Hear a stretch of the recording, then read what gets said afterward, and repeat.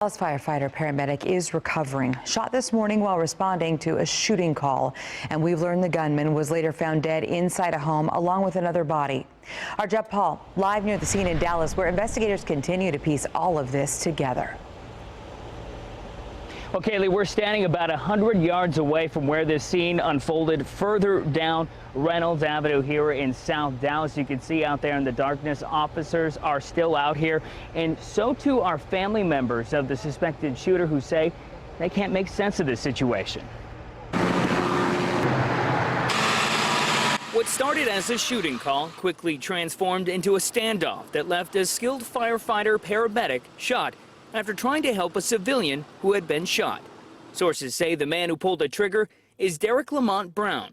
A police robot discovered him dead inside a home along with another body. Saddest outcome I can think of. Brown's sister, Dakisha Bryant, says there were no warning signs. I don't know what happened today. I wish it never would have happened, and I'm sad for everybody. Brown had a lengthy criminal background that included DWIs and firearms charges. I don't understand what happened. I'm dumbfounded.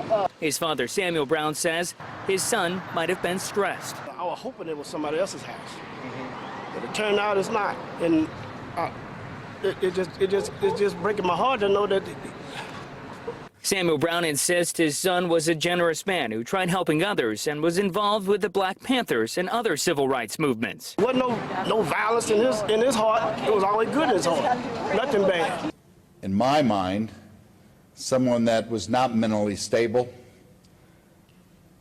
dealt a lot of pain this afternoon. Dallas police say the paramedics showed up to the shooting scene before and without any police response. So the call came in as a shooting incident, and within the notes on our computer terminals inside, it said self-inflicted gunshot. So there was a lot of information, there's a lot of different dispatch information that we're still going through at this time. Investigators tonight are crediting a Dallas police officer who sources identify as Sergeant Robert Watson with using his car to rush the paramedic to safety. That act likely saved that paramedic's life. Now, at the last update, investigators tell us that paramedic is in critical condition but stable. As for the civilian, that person is in the ICU, and we also are being told that there was a Dallas police officer injured but not taken to the hospital. Doug and Kaylee. Jeff, before we let you go, we heard the fire chief talk about questions regarding the 911 call, how it was handled, perhaps. What do you know about that tonight?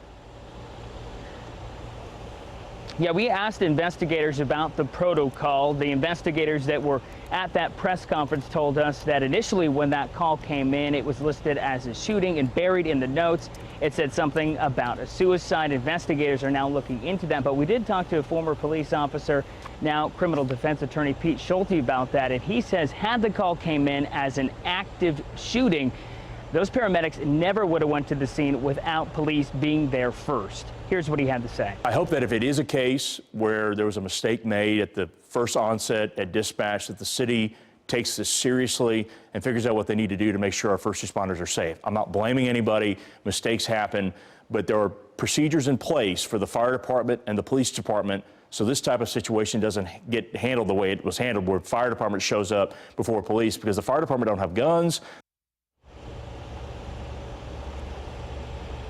Now, during that press conference, as investigators tried to further explain the situation in terms of the paramedics responding before police got here, Mayor Mike Rawlings interjected himself and went ahead and thanked first responders, sort of brushing off the notion that anything went wrong out here tonight.